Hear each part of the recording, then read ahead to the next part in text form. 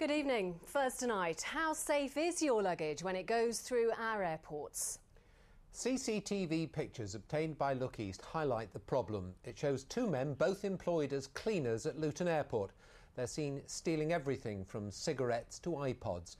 The police also recovered thousands of pounds in cash. This report from Joe Black. Anthony Current and Abul Hussain were cleaners at Luton Airport.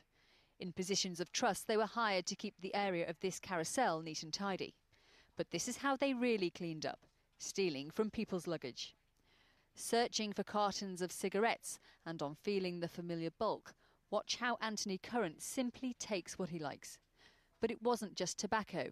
Jewellery, phones and electronic devices were also stolen. I think this was the tip of the iceberg. We've got no idea how long it's been going on for, but we obtained evidence over a 6-week period. We could have carried on longer, but we're very aware that one of our roles is also to prevent crime as well as detecting it, and passengers were being subjected to these thefts. For the 5 months since these two were arrested, compared to the equivalent 5 months of the previous year, reports of thefts are down by 77%. London Luton is the UK's 5th busiest airport. Nearly 10 million passengers a year equals a lot of baggage. So after a tip-off, Bedfordshire Police decided to install secret cameras. Although their investigation lasted 6 weeks, it's not really known how long the looting had been going on. And when police searched the pair's homes, they not only discovered people's belongings, they also found £28,000 in cash at Current's house. Both Current and Hussain were employed by a subcontractor here called Interserve. Now, we've asked both Interserve and Luton Airport for an interview today on camera, but they've declined. The airport says that it is pleased that the matter has been brought to a satisfactory conclusion, but because it involved people who work for another company, it said it was inappropriate to comment any further. Both Current and Hussain have now been sentenced to 6 months and 3 months respectively. Although this case sends the right message to would-be thieves, will passengers ever really be sure that their belongings are safe? Joe Black, BBC Look East. So what can we do to make our baggage more secure? Earlier today I spoke to Tom Hall, travel editor of Lonely Planet, and asked for some do's and some don'ts. Well, the key do is to make sure that you have luggage which is strong enough to survive the journey, and also, it offers enough of a deterrent to a would-be thief. It should be well built, shouldn't have anything sticking out of it, and it probably should neither be too down market nor too up market to attract attention for the wrong sort of reasons. When you talk about don'ts, I think it's a very clear don't. Don't pack anything that you aren't prepared to lose, and that's true of your holiday generally, but specifically when you're passing through the airport. But there are certain things that you can't take on a plane, such as cosmetics, and they may be worth a lot of money, and you have to pack those in your bag. Absolutely, or it may be worth considering with things like cosmetics, buying them at the other end and going for slightly cheaper products than you would normally use. I think one of the points is that we take too much away with us generally. This is an opportunity to take less, but also to not pack things which would be appealing to thieves. That said, there can be some unusual examples. I had a pair of running shoes stolen out of my bag last year, so there aren't necessarily rules about what's attractive and what's not. Now, the airlines charge us to put our bags in their hold. Shouldn't they therefore be responsible for the safety of that bag? I think both the airline and the airport have a responsibility to look after your bag and to deliver it safely to you at the other end. They have a vested interest in making sure that your property, which is entrusted to them, is delivered safely back to you. I think at the better airports, you see a team effort going on. There are certain terminals around the world which have reputations for not being particularly good, and I think it's, again, airlines and airports not working together to solve the problem. And you see occasionally at airports these things which will wrap the suitcase in something transparent. Is that a good idea, or is that going to get ripped off as well? Well, if people have seen these huge machines that you can feed your luggage into and they come out wrapped up in several layers of polythene, they might have considered trying them. My suggestion would be, it's certainly not going to do you any harm, it's quite cheap, and it maybe gives you that extra little bit of a deterrent to a would-be thief. It's worth reinforcing the point, if someone wants or needs to look in your bag, they will find a way through that, though. Tom Hall, thank you very much. Well, as you may have heard, the 2012 Olympics will start in London exactly 2 years today. Last week, Look East was live in Stratford, and of course most of the action will be inside the M25, but not all of the action. For example, the mountain biking will be at Hadley in Essex. Here's Gareth George. Castle built around 12:30, now set to become part of 2012. In the country park surrounding the castle, the mountain biking course is already being built. It's easy to see why this spot was chosen, because it's a natural amphitheatre. From up here, spectators will be able to see most of the course because the riders will be crisscrossing the valley below. Dan Jarvis commentates on pro mountain biking.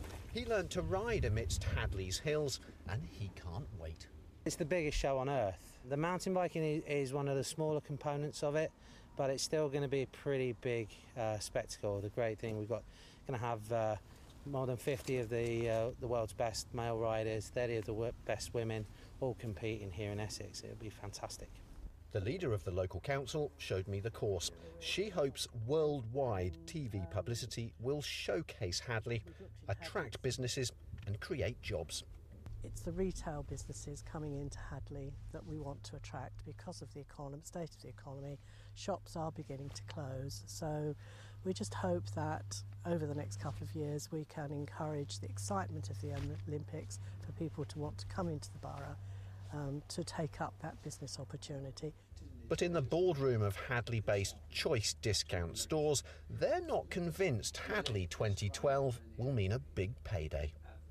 Well, they're coming to see the biking, not to buy. So, but nevertheless, Hadley's only a small place. People have never heard of it.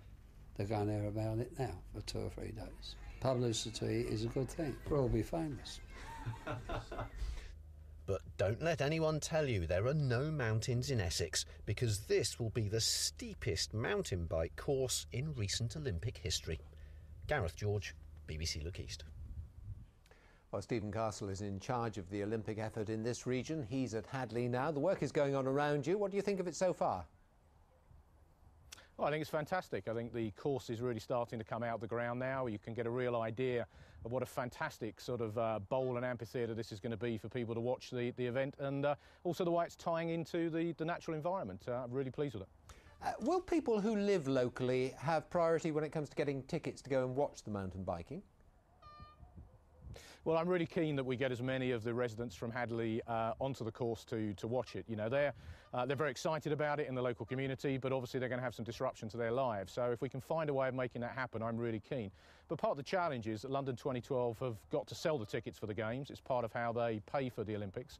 And also they're under an awful lot of pressure from other venues for local residents to get free tickets or priority tickets to go and see the Games. So, you know, part of the balance for me is how, as Essex County Council, working with our partners in Castle Point, we can make that happen. And we're pushing London 2012 very hard to get residents access, but I understand the challenges and the problems that 2012 have with their ticketing policy.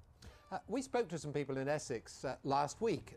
A lot of them seem to be underwhelmed by what was happening so far. Why is that, do you think? I'm disappointed with that, because if you go back to before, just when we were successful in Singapore, and the BBC themselves ran a poll in the east of England, and we had the highest level of public support anywhere in the country. I think it was something like 85% of your viewers were actually backing our bid for the Games. I think, you know, we've got to remember we're just coming out of one of the worst recessions in living memory. There's been a lot of political turmoil. There's a lot of, I think, challenge in people's lives at the moment. And, you know, the Olympics are still 2 years away. But I think, you know, I certainly sense there's a lot of excitement growing. I think as the venues are starting to be finished, as Olympic Park is in fantastic state, the fact we've got Hadley and the whitewater canoeing in Broxbourne in the region, people are really now starting to get excited about the Games. And yeah, I think if you know, if you're not directly involved, if you haven't won a contract, if the venue isn't in your community, it's not quite so obvious. But you know, we've got nearly half the schools in the region now signed up to the 2012 education programme. We've got people enjoying cultural events, people getting involved in sport that haven't done before, and they're all being part of the legacy of the Games in advance. So you know, I think you know, it's a difficult time for people at the moment. Everybody understands that, but the magic dust of 2 years to go, the launch of the volunteering programme is it's quite a big issue for people. Stephen Castle, thank you very much for being with us this evening. Well, staying with the Olympics, the coach of the country's most successful gym says he's worried that future stars could miss out after the 2012 Games. Paul Hall at Huntingdon Gymnastics Club coached Lewis Smith to Britain's first gymnastics medal for nearly a century in 2008 at Beijing. This year, his friend and rival Daniel Keatings won gold at the European Championships in Birmingham. But when I spoke to Paul Hall an hour ago, I asked him what worries he had about future funding. Well, what I'm not worried about too much is Lewis and Daniel and the fact that our Olympic potentials for 2012 are well catered for. They get funded by National Lottery, by Gymnastics England, British Gymnastics. My concern is to make sure that the great upsurge in interest that is bound to happen after 2012, we're able to cater for in Huntingdon. We're at saturation point in the gym at the moment now. We've got quite a long waiting list, and we need to build a new gym to be able to realise our dreams of continuing to make champions for 2016, 2020, and also cater for the grassroots of the sport.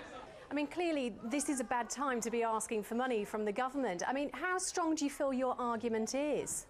I came back from Beijing, you know, with Lewis won his bronze medal, of course. We've got world medals, Olympic medals now, Commonwealth medals, European medals. We cater for all aspects of the community, special needs gymnastics, parent and toddlers. And in my naivety, I thought that's pretty much enough to be able for someone to come knocking on my door to say,